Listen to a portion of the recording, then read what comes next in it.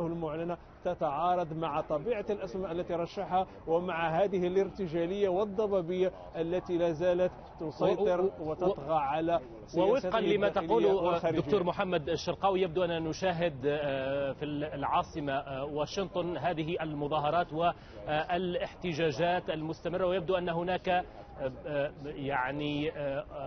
يعني اشتباكات بين رجال الأمن والمتظاهرين، طبعا احتجاجا على تنصيب الرئيس الأمريكي الجديد دونالد ترامب. وطبعا يبدو أن الأمور تتسارع وتتطور قبيل لحظات من إعلان القسم الدستوري لترامب وأيضا لنائبه ولفريقه الحكومي. إذن الشرطة يبدو أنها تطوق عدد من الشوارع وتحاول أن تمنع ربما بعض المتظاهرين من أن يتحول التظاهر إلى ربما أحداث شغب وما إلى ذلك. إذن يبدو أن هناك رجال الشرطة يحاولون الحد بشكل أو بآخر من أعمال شغب ربما قد تحدث، ويبدو أن هناك اشتباكات فعلا بالهراوات من جانب الشرطة وعدد من المتظاهرين الذين يحملون لافتات ضد الرئيس الأمريكي المنتخب الجديد دونالد ترامب. إذن هذه الصور تأتينا من العاصمة الأمريكية واشنطن. يبدو أن هناك احتجاجات وللاطلاع أكثر حول ما يجري على الأرض ينضم إلينا من واشنطن مراسلنا محمد معوض. محمد، ما الذي يحدث؟ سامي، كنا نقلنا الصورة قبل قليل من داخل أحدى التظاهرات. ما قام به الناشطون المناهضون لدونالد ترامب اليوم هو الوقوف على جميع البوابات، وهناك تظاهرات متفرقة على هذه البوابات ربما لعرقلة دخول المشاركين في حفل التنصيب أو محاولة إيصال الرسالة إليهم بأنهم يرفضون دونالد ترامب. هذه التظاهرات كانت الشرطة متواجدة بشكل كبير فيها لمنع عرقلة وصول المشاركين في الحفل إلى داخل مقر الكونغرس الأمريكي أو محيط الكونغرس الأمريكي حيث مراسم التنصيب. الصورة هنا خلفي سامي أيضا من على إحدى البوابات ما زال هناك توافد لمجموعة من المشاركين في الحفل، وهناك تظاهرة على بعد أمتار من هذه البوابة، تظاهرة رافضة لدونالد ترامب وتندد بوصوله لرئاسة الولايات المتحدة. طبعا هذا الطابور الطويل من المشاركين في مراسم التنصيب الذين يحاولون الدخول إلى المحيط حيث تجري عملية تنصيب دونالد ترامب رئيسا للولايات المتحدة، إذ يتوقع وصوله بعد قليل إلى هنا إلى مقر الكونغرس الأمريكي حيث عملية إجراء مراسم التنصيب.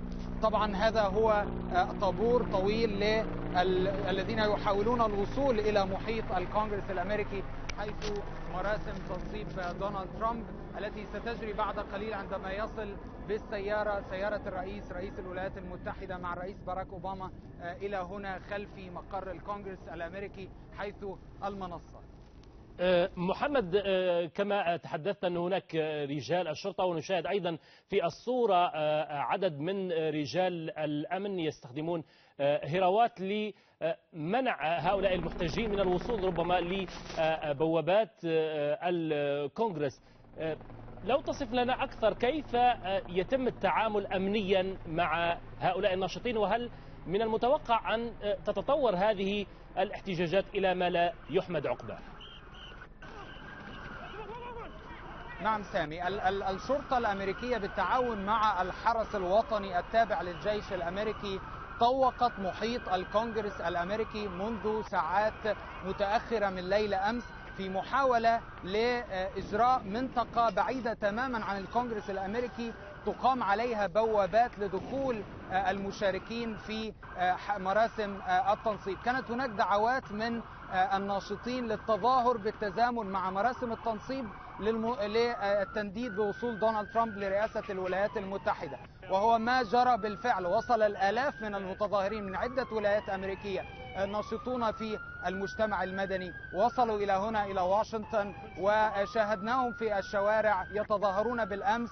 لتصل التظاهرات اليوم إلى بوابات دخول المشاركين في مراسم التنصيب، وكان الصدام متوقعا كما نقلنا لكم الصورة قبل قليل من داخل إحدى التظاهرات، وجود كثيف للشرطة وللحرس الوطني في محاولة لعدم عرقلة دخول المشاركين في مراسم التنصيب. طبعا كانت هناك كلفة عالية حشد رجال الأمن والشرطة لمراسم التنصيب، وصلت إلى $100,000 تقريبا، وضاعفت من المبالغ المصروفة على حفل التنصيب نظرا لأنها دعوات غير مسبوقة بالتزامن مع تنصيب الرئيس الأمريكي.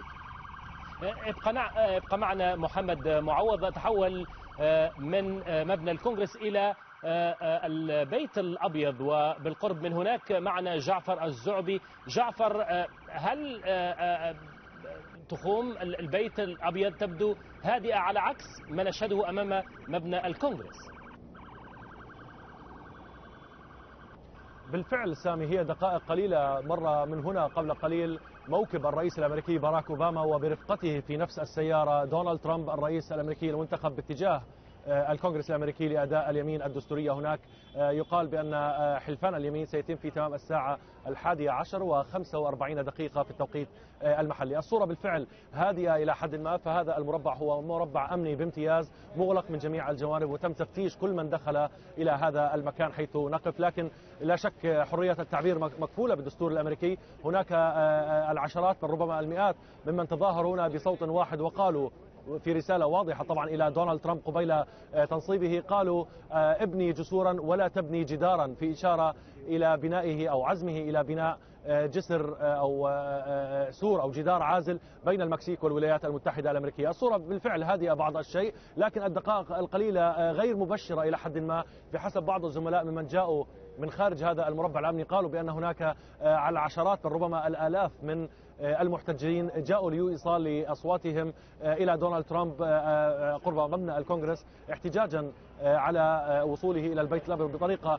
قد يراها هؤلاء المحتجون بأنها غير شرعية، وأنه تمكن من اختراق الديمقراطية، وأنه تمكن من الدخول إلى البيت الأبيض بطريقة لا تعبر عن صوت الأمريكيين، وخصوصا أن تصريحاته كانت تشي بالعنصرية. غدا كما ذكر أحد ضيوفنا الدكتور شرقاوي هناك مسيرة مليونية للنساء، خصوصا وأن علاقة المرأة مع دونالد ترامب تحديدا علاقة شائكة جدا بعد كيل الاتهامات الذي قاله وغرد به دونالد ترامب خلال فترة الحملات الانتخابية والانتخابات التمهيدية. المرأة موضوع حساس جدا هنا في الولايات المتحدة الأمريكية، ودونالد ترامب أخفق تماما في الوصول إلى قلب المرأة على الأقل، لكنه بالمقابل نجا تماما من عدة اتهامات وعدة مشاكل ألمت بحملته الانتخابية حتى وصل إلى هذا اليوم التاريخي بامتياز بالنسبة للولايات المتحدة. وبالنسبة للحزب الجمهوري هناك عامان متواصلان من الحزب الجمهوري يسيطران فيه على البيت الأبيض والكونغرس الأمريكي. الأصوات خافتة بعض الشيء، لكن أصوات الاحتجاجات ورائحة الرذاذ تصل إلى هذا المكان ربما من الشوارع المحاذية حيث نقف هنا. ابقى معنا جعفر الزعبي. يتحول مرة أخرى لضيوفي والدكتور هلال خشان. هذه المسيرات الاحتجاجية التي نتابعها ضد تنصيب دونالد ترامب، وكما ذكر مراسلنا هناك مسيرات مليونية ربما غدا للنساء.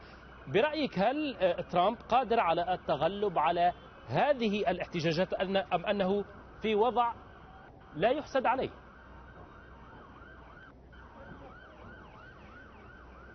ترامب يجب أن يعرف، وأعتقد أنه يعرف، أن المجتمع الأمريكي هو مجتمع تعددي، وأن المجتمع المدني قوي جدا ولا يمكن إغفاله. يبدو أنه كان مأخوذا بنشوة النصر في الانتخابات، وأطلق شعارات لا تمت إلى واقع المجتمع الأمريكي بصلة. التحديات أمامه كما نرى تحديات رهيبة جدا، وعليه أن يحاول المستحيل. أعتقد أنه هو شخصيا عاجز عن هذا التوجه، لأن مفرداته اللغوية